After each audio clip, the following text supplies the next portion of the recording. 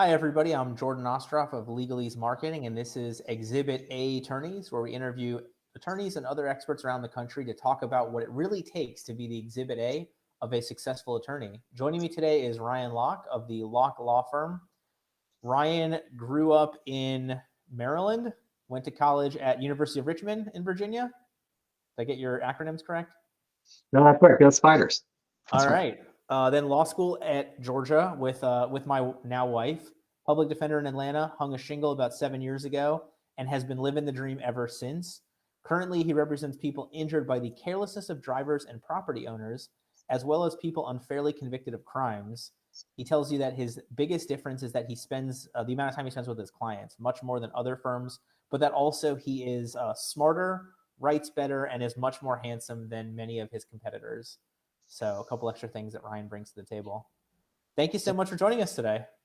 Well, you're welcome. And I mean, as you can see, I am Exhibit A of a successful attorney coming to you from my successful home office right here in Atlanta, Georgia. So I'm very happy to join you. It's actually a virtual background, so people don't get jealous of you. You've overlaid Norman Rockwell's modern day Americana there. It's like a man of the people type thing. You know, sometimes you read those articles where it's like, drive a crappy car to the courthouse, don't wear a Rolex to like connect with the jury. Yeah, this is how I connect with the jury in the modern era. There we go. So today we're going to talk about all things digital, including long form content as well as hiring.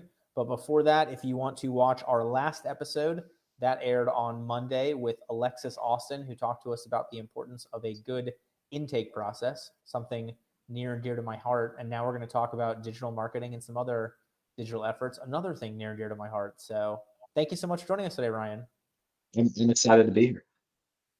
For people looking to connect with you more and not get you confused with the Olympic swimmer, what's the best way for them to get in touch? You can go to thelockefirm.com, TheLockefirm.com. And that's my website. It has a lot of stuff that we're going to talk about today. You can shoot me an email, ryan@thelockefirm.com. And I'm most active, I think, on Twitter, where it's at Ryan Locke, Locke. Fantastic. So tell me a little bit of kind of the origin story, not so much of you, but of your law firm. You know, I know you talked about a little bit, taking a couple of years to realize it was a business and then getting to meet some really great people and Max Law, some other groups. So, you know, walk us through that process a little bit more. Well, so I was a public defender here in Atlanta. And I had been a public defender for a few years, and I was kind of wanting more, right? A little bit more autonomy, a little bit more control over my own schedule, and a little bit more responsibility for the entire life cycle of a client.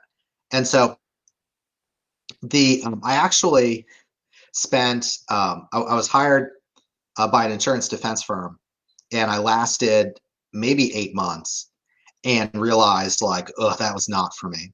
And so I'd been thinking about hanging a shingle, and then I kind of realized like, oh, well, you know, I really do need to do it because the firm was not a good fit. So I hung a shingle. I did trial level criminal defense for a couple years. We have tons of counties here in Georgia. And so, you know, I was driving around to a bunch of different counties and hanging out in the courthouses and, you know, doing all the fun trial stuff. I started having kids and wanted a better schedule than like driving around during the day and then doing all my work at night. And so I started transitioning into personal injury. And that was maybe 5 years ago. Now I'm maybe 2/3 personal injury and 1/3 criminal appeals. I'd always been doing appeals at the public defender, and then when it was out, and it was something that I really enjoyed. And so I thought, you know, I can't let it go because it's just really a great part. Like I just really enjoy the work, and I feel like a real lawyer when I'm doing it. You know, it's like very core lawyer skills. And so, and also I do some contract public defender work on my appeal side. so I can still kind of give back to the public defender world. Well, I also think it's wonderful because ultimately a lot of those cases on appeal are coming from people you may have worked with as a public defender that you know. And then obviously I would assume you get a good number of referrals from those people as well for the personal injury stuff. Yeah, and at least in Atlanta, there are a lot of criminal defense lawyers, but there are not tons of lawyers who specialize in criminal appeals, and that's kind of their main focus.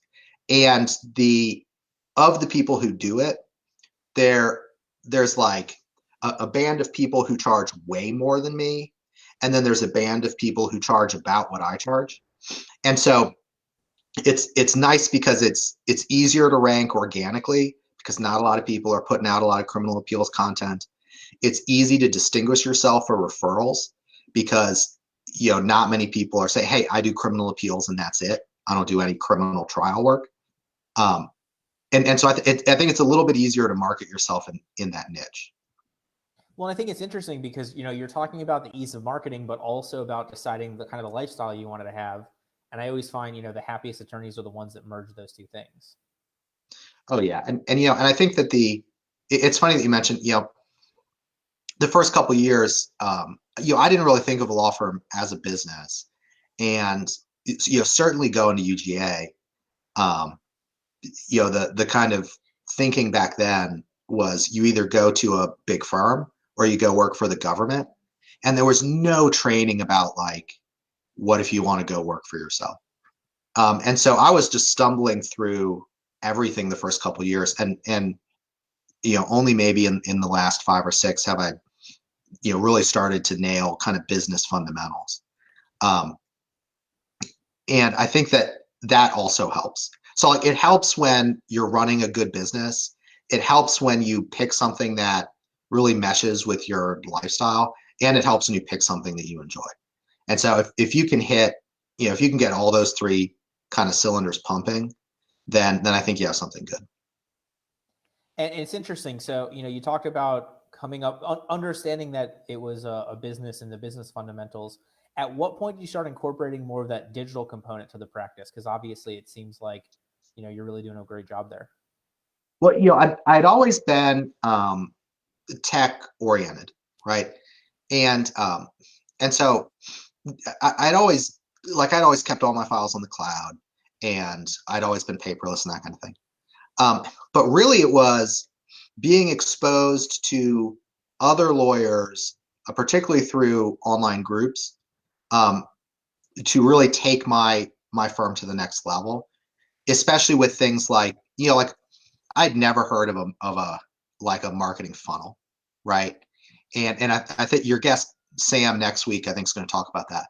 But like seeing experts do that, and then say, oh, I should create a marketing funnel. Like, oh, I should create a drip campaign, right? When someone wants to hire me, and then we can send emails to them if they don't, and they'll remember who I am. Even just stuff as simple as that. It's like, I think if you looked under the hood, 90% of what I'm doing is like what any, like first year business student would consider the bare minimum in running a modern business.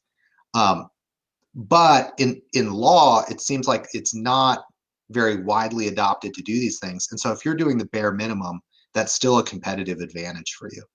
And so, just joining, we have some Georgia specific online lawyer groups. One that I found really valuable is Maximum Lawyer. They're a Facebook group and a podcast. And just kind of seeing what everyone else is doing and then adapting it to my own firm has been very helpful. Breezy, if you get a chance, if we can drop the link to the Maximum Lawyer Facebook page in here, that'd be great, because I know that's a wealth of knowledge and a great resource for so many attorneys. So I don't know if you jumped in. I'm getting some audio feedback. All right, so we're talking about now taking this to, I love what you talked about with the marketing funnels, drip campaigns. I agree with you. I mean, there's so many lawyers that are completely unknowledgeable about this, which is not a judgment call. I mean, we don't learn it in law school. If we start at the government, we don't learn it. If we start at a big firm, we don't learn it. Like, it's really the you and the me's running those the small to medium businesses where you have to know enough to be able to continue to grow the business in the manner that makes the most sense. And so one of the things you talked about that I want to hear more on is marketing using long form content. So right off the bat, what are we talking about with long form content? So, we're talking about essentially like subject matter guides, and long form content. I'm sure there's some definition about like how many words it should be and that kind of thing.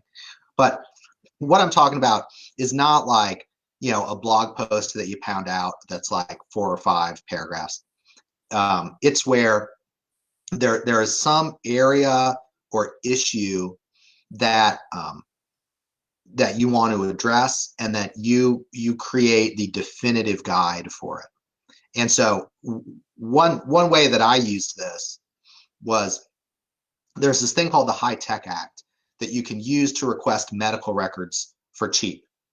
And when I created this guide to use the High Tech Act, there were some other websites that talked about it, but none of them were super comprehensive. And importantly, none of them were geared towards a lawyer who was looking at how to do it in their own firm and how to create a system around it. And so I created this long web page that described, what the High Tech Act is, how to use it. I posted, like docx letters that you could download that I send, the text expander snippets that we used internally, and then a long list of that we had developed internally of common pushback from medical providers and how to respond. Is that And still available? it's available right now on my website, Okay.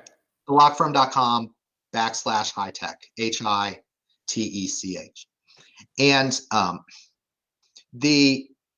it's funny because I initially posted it, and one of my attorney friends called me up and was like, Ryan, why did you post all that? And I'm like, what do you mean? And he was like, you could put that into a PDF, charge people $20 to see it, and make money off it.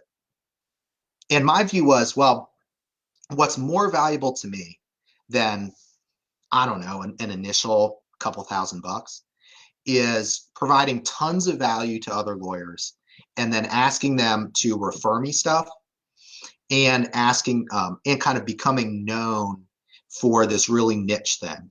And what happened was, tons of lawyers started using it. The lawyers started referring me cases because of it. I've been local counsel in a couple cases because someone saw the guide and needed a Georgia local counsel. And I'm in touch with just tons of lawyers all the time about personal injury lawyers about this kind of stuff nationwide. And so it's helped in that way. It's helped both for page views, for whatever that's worth, but also as kind of a networking tool, that where it makes it easy to network with people who care about the same stuff that I care about. Hey, Breezy, I put in the chat the link to Max Law, and then if we can do the lockfirm.com/hightech, HITECH, as well in the comments, please. Yeah, and it's interesting because we're in that age where you can monetize anything. Like literally, there are people making millions of dollars opening up toys on YouTube. And so it's always interesting to kind of balance that, monetization, side hustle with hobbies and interests. And especially as a lawyer, I mean, no offense to you, but at $20 a pop, how many of these are you going to sell versus like that one PI case, might be a 5-figure or 6-figure settlement to you. I mean, that's going to be worth a lot more than, 200 people paying you to read this guide. Well, absolutely right. And I mean, I'm early in my career relatively, right? And so I'm playing the long game. Like, I would rather provide so much value to another lawyer that they don't forget my name, and like if they refer one case to me over the next 30 years that I practice, that's way more, that'll move the needle more than the couple $1,000 that I would get now. And that just wouldn't really make any difference for me. The other way that I've used long form content, so I have this high tech guide that is targeted towards attorneys. I also created a guide for changing your name and gender marker in your birth certificate and other government documents in Georgia. And I actually made this directly as a response to President Trump getting elected, because a lot of trans folk were worried that, and I think rightly so, that they would be discriminated against more in the Trump era, that they would have reduced access to changing their government documents to reflect their own name and gender expression. And the funny thing is, actually doing this is not difficult. It's just difficult if you've never walked into a courthouse before, right? It's like, and so for us lawyers, it's like, oh yeah, it's a 5-item list that you need to do. You show up for a hearing, you pass paper around, you file, you advertise in the legal organ, and boom, there you go, right? It's another Tuesday. But for someone who's never encountered the court system before, it's very complicated and very scary. And it was something that was relatively new. And so I have a complete guide for how to do that, including sample pleadings and kind of, fill out yourself pleadings, and all this stuff. And I would say and if anyone wants to talk to me about it, I talk to them for free. And if they try to hire me, I tell them no, right? And I say, you can hire me, but only if money's more valuable than time for you. Otherwise, we'll talk for 15 or 20 minutes and I'll walk you through it. And now, obviously, this is not to generate business.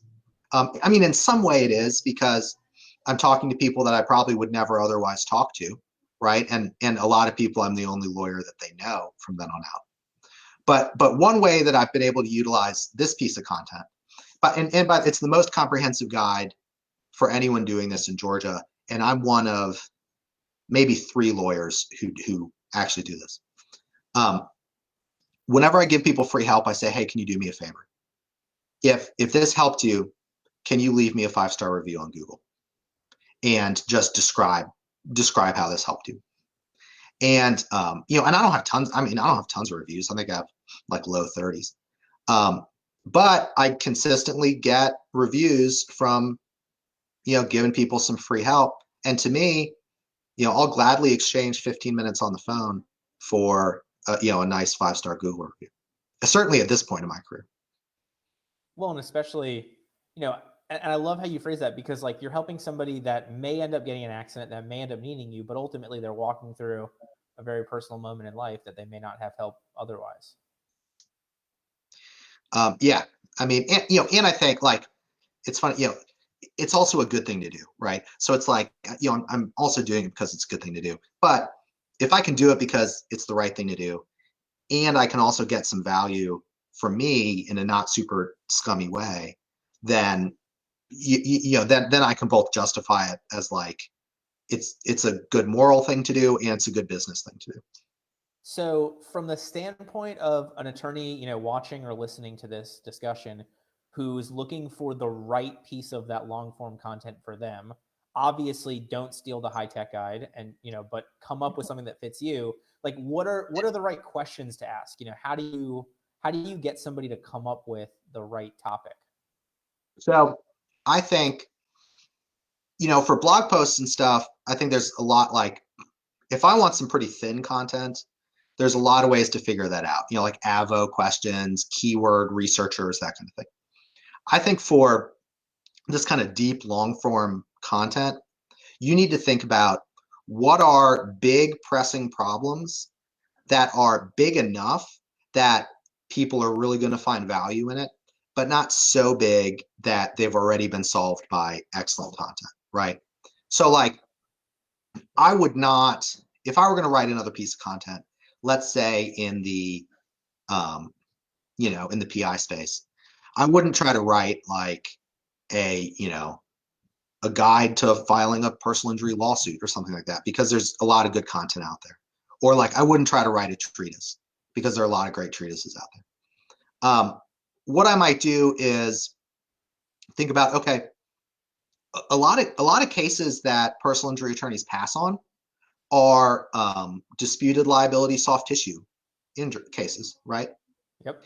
And so maybe I would say, I'm going to write the best comprehensive guide aimed at a pro se litigant on how to prosecute your own disputed liability soft tissue case. And I'm going to include a sample pleading that you can download and fill out. I'm going to include sample request letters to get the evidence you need. I'm going to, include a list of every traffic court in Georgia, so you can find whatever traffic court the other party was cited in, and get it or whatever. I'm going to include common investigative things that we do ourselves to figure out liability. A sample open records request for 911 calls, a list of background check services that you can use. And so I'm going to make this, from soup to nuts for this pro se person, and then just put it out. And the goal is, one, you can, if you're a personal injury lawyer, for every case that you decline because it's a disputed liability soft tissue, you can say, hey, look, man, we can't represent you for these reasons, but I have this guide on how you can do it yourself. And so here it is. And for other lawyers, you can say, hey guys, I know it sucks, like, declining these people, and there's always the danger that they leave you a bad review or shit talk you because you didn't take their case. So you can add people some value by sending them to my guide.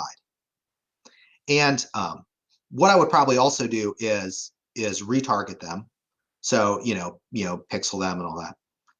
Collect their information. Maybe I wouldn't use it as a gateway, but I would maybe say, if you want more information, that kind of thing. And I would also somehow get them a download link for my for a V card that just has lawyer, car accident lawyer Ryan Locke, and tell them download it to your phone. And in that way, I'm growing a list of people who have been in a wreck but aren't a good client for me now, but maybe. I'm putting my information in their phone, and then I can retarget them. And then you can just kind of grow a list of that you can then blast with, whatever marketing material you have. But people you can start reminding that you exist, and then, if let's say that you take some time to make that, and you get a handful of cases off it over the next decade, like, the ROI on that's going to be insane. So I just want to back up here for a second. So in essence, I mean, it sounds like we're sort of balancing what you do with where the need is that you might not be able to help with, like, how does it make you feel to help people through this issue? Like, are those kind of the three things that we're juggling when coming up with this content? Yeah. I mean, and I think you can target people, like, you can target, non-lawyers in this way, like what I just described, right? You can also target lawyers and non-lawyers, but it's related to your practice area, right? Right. So, like, they're going to want to know this stuff, and you're going to encounter these potential clients you're going to have to decline and can refer them. You could also create content, I think, directed at lawyers for to get referrals. And then I would think about, if I want to get referrals from PI cases, I'm not going to target PI lawyers, because if it's a good enough case, they're going to keep it. And so I would want to target some other lawyer, but perhaps have some overlap that I can provide, right? So maybe I want to target immigration lawyers or criminal defense lawyers. I mean, the HITECH Act is a good example where I could write a similar thing for public defenders, right? Where I could say, hey, public defenders, do you need to get your clients' medical records in their criminal defense case? Like, here, let me show you how to do that, and it'll cost you $10. And so you don't have to worry about, your boss coming down on you because you sent out a request and then they got a bill for, $3,000 or something. And so I'm targeting. Definitely happened to many people before. One of the reasons I started the page was I got slapped with a $5,000 bill, and for records that they never even delivered. But that's a whole different story. But so you can provide value to these cases. If I were an immigration lawyer and I did removal defense, I would think about doing some type of immigration consequences guide for every commonly charged crime in my state. And I would provide that for free to every public defender in the state. And then, like, that's the kind of content I mean, there are tons of Padilla guides out there, right? But there aren't, I don't know if there's any guide where I could look up a Georgia, look up a Georgia crime and it would tell me exactly what the Padilla analysis is. Maybe even the sample language that I would have to put into a letter to my own client advising them about this stuff, you know? And so that adds massive value. And then you become the go-to person for those public defenders for that immigration stuff, you know? The last thing, so, we have the in your practice area, non-lawyers, potential clients, a kind of adjacent or complementary practice areas, or people who also serve your potential clients in these other areas. And then I can think about the last thing is, and this is like my birth certificate, changing your name and gender in your birth certificate guide. Um, things that things that people want, but no attorney is providing because there's no money in it, or it's a really cutting edge kind of thing. And so, in that way, for those, I think the main value you can get from them are getting more people to know who you are, particularly if you're, like a PI lawyer, you're consumer facing, but also the breadth of your list kind of, the more people on your list, the more money you're going to make because the more potential cases are going to come in. Or like, or like what I'm doing with like reviews or that kind of thing, right? I think you could also probably use it for like to increase your own, if you're looking for like speaking engagements Right. or to like kind of increase your own profile, and you have some connection for why you want to do, like let's say that if I were really into like model rocketry, let's say, then maybe I'd write a guide about like, you know, model rocketry law and common issues. Like what happens when you shoot a model rocket off and it lands on someone's roof? Who's responsible? Where are you allowed to shoot them off? Like if you have drones and you're into pictures, like where can you fly them? What, that kind of thing. And then you start getting exposure in those areas. I think the interest has to be authentic. Right. Like you can't just, like I couldn't, like I wish I could write a long form article about like motorcycles or something, but that's just not me.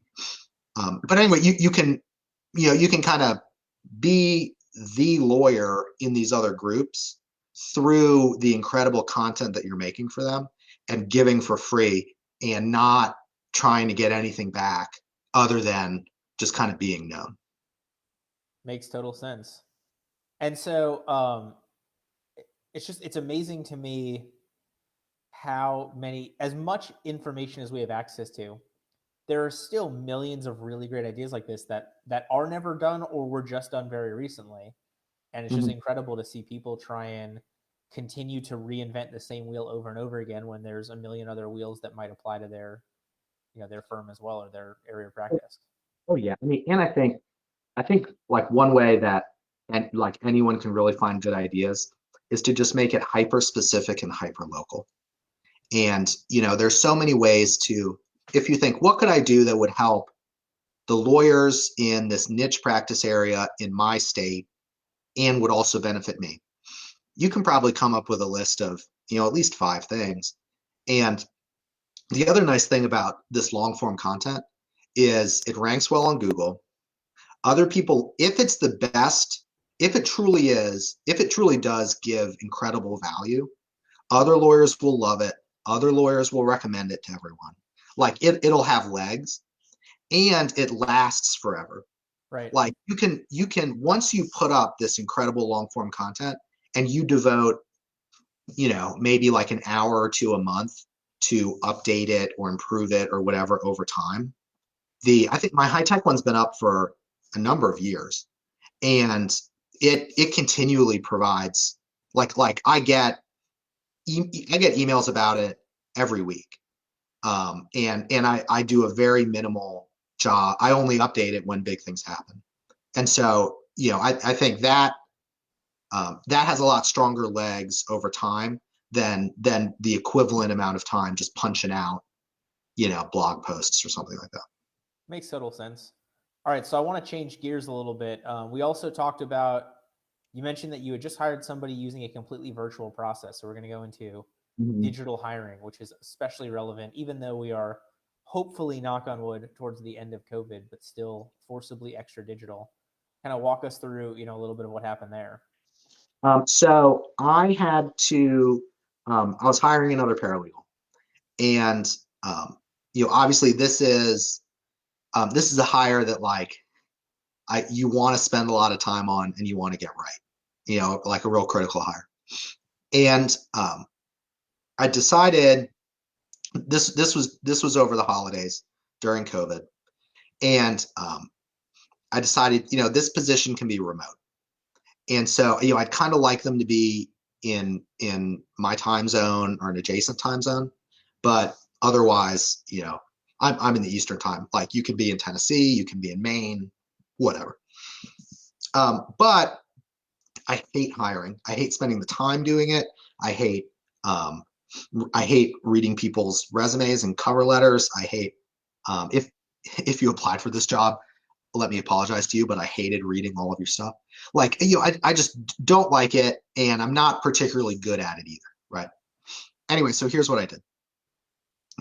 One, I want to plug one service. It's called Wise Hire, WIZEHIRE. I'm not affiliated with them. I don't get paid anything for them, but they're the best. They're the best mass hiring service that I've used. I think it's maybe like a little bit north of $100 a month, and you can. Oh, we may have pause. Oh, you can wait. post. You're coming in and out. Oh, the I'm talking about Wise Hire. The two nice things is you can blast your job ad everywhere, and it makes every applicant take a DISC profile assessment. Oh, there you go. Yeah, and it'll compare their DISC results to the ideal DISC profile for the job you're hiring for. And so this is cool. Both, one, it's an additional barrier to entry, and so I don't want to hire someone who doesn't take the time to do that. Two, I can make sure that generally they'll be a good fit for the job, right? And three, it also lets me know that my job ad is targeting the right people. Because if I have a job ad for a paralegal and I'm getting like widely different DISC results, then I know I'm not hitting the type of people I want to hit. But if a lot of the results are similar, then I know, okay, great, this is hiring the type of person who I want. Anyway, that's the plug for Wise Hire. But here behind the scenes is what I did. Job ad is really long, so that they have to read it. And I put information in there that if they mention it, then they immediately get bonus points, like what our mission is, what our values are, that kind of thing. There's a link in there. It says apply by this link. And the link goes to a Google form where they have to input their name and email. Once they do that, it sends them an email and it says, hey, thank you so much for applying. Go to this second link to apply. By the way, this is going to take you about 20 minutes. Shoots them over to another Google form that asks them some basic questions that were basic. I'm mostly using to see, like, do you have any experience in this area? And are you going to write more than one sentence? Like some people, if I ask, hey, describe your experience in a law office, and someone writes yes, like you're not getting hired. But if you write 5 or 10 sentences describing your experience, then like, great, you're going on. Here's the other critical thing that I did. I included questions that mirror actual tasks that I would give them or actual ways that we would communicate. And so here's a real one that I used, because this kind of stuff happens all the time in a PI office. It said, imagine you get this email from me. Hey, we just got the client's medical records from Dr. Smith, and he referred the client to specialist Dr. Brown. Please get all these records. Which records should you request? Records from Dr. Smith, records from Dr. Brown, records from both Dr. Smith and Dr. Brown, or need more information, right? And obviously the answer is, We have the records from Dr. Smith. You need to request the records from Dr. Brown. 1/3 of all my applicants got that question wrong. And they had unlimited time to figure that out. And I actually would have given you extra points if you emailed me and said, hey, your question's a little bit unclear, but here's what I think you're asking. I don't want it to count against me in the process, which no one did, by the way. No one did that. And so then I had a couple more questions, some grammar questions and that kind of thing. What this all did was, so I click the button, turn this all on, don't check it for a week. Jump in. Everything's in a Google Sheet. It's extremely easy to compare everyone's responses. And I can look and just exclude everyone who answered any of these questions incorrectly. And then I'm left with a pretty high quality pool of people where it's much easier to determine, all right, who should I interview and who not. The people who I interviewed, I scheduled using a calendaring program. We met on Google Meet. I recorded every interview. And then I shared that interview with my team. And I said, hey, guys, I'm thinking these 3 people are the finalists. Tell me who you think I should watch a little bit of the interviews and tell me who you think I should hire. And everyone picked the person we ended up hiring. And it saved so much time because I wanted my team's input because we're pretty small. And this paralegal role is a critical person who would be interacting with everyone. So I wanted everyone's buy-in. I also wanted to make sure that I was making the right hire. But I didn't want to waste time with everyone sit in on this call and watch me ask this person questions and they answer and that kind of thing. Makes total sense. And so it's the first hiring process that I've ever enjoyed. The only way I think I would improve it is in moving forward, I would take myself out of the interview and I would have someone else conduct these interviews and record them. I would review them and then I would step in for a final vibe check interview. But otherwise, I'm very happy with it because a lot of people self-eliminated. Their emails bounced back. They gave shitty answers. They gave incorrect answers. And then of the people who are left, we had a nice high quality pool and we're able to interview and hire. And we did this over in the weeks between Thanksgiving and Christmas. So in a time when no one really wants to be doing anything. Right. We got over 200 applicants for this job and made a really great hire. That's fantastic. All right. So as we start getting towards the end, any other tips that you want to add on the digital hiring process? I do the same thing for, I have some virtual assistants who do things like some social media stuff and some med records review and retrieval and that kind of thing. And my number one, and so their hiring is obviously less involved because those kind of positions are just kind of more fungible. But we still make some good hires by making them do something that they're going to have to do in the actual job and then judging that, and so for I have a social media virtual assistant who takes the transcripts from the videos that I post on YouTube, turns them into blog posts and posts them on my website. And so what I did, the entire hiring process, it was the same exact thing. I didn't use WiseHire. I posted on a virtual assistant job board, but it was essentially give me your name and email. I want to make sure that the email doesn't bounce when it's sent back to you. That maybe 10% of emails bounce. Wow. It says download this text file, which is a transcript of a 4-minute video I posted on YouTube. Write a blog post, go to this Google form and paste it into the Google form along with your name and email. And then I'll get back to you. And that's it. That's the entire job application, right? Some people posted in not great blog posts, right? Oh, and I have a checklist on how to do it. And I included that portion of the checklist. And so I said, just follow this checklist. Maybe a third of people didn't follow the checklist or did something that I didn't want at all. One person created a PowerPoint presentation based on, right. I'm like, that's less than useless for me. So like I didn't hire that person. Um, maybe most of the rest did an adequate job. And then the person I ended up hiring did this. They posted in the blog, and they had a little preview before it, a little like intro. And they said, hey, I assume that this is for an audience in the United States. And I think I understand what you were talking about. So I did some keyword research and I included some additional keywords in the text, and they're all in bold so you can see where I put them in. All right. I don't even have to look at anything else. You're hired. Yeah. Right? Like, and so this process really makes the best fit for exactly what you need them to do. It makes those candidates rise to the top. Makes perfect sense. All right. So, for everybody interested in continuing to follow our show, our next episode will be on Monday, February 8th. We have Sam, who's going to talk to us. Sam is part of the 2 Comma Club. That means that through ClickFunnels, he has made over $1 million worth of business, hence the 2 Commas, which I think is the coolest name.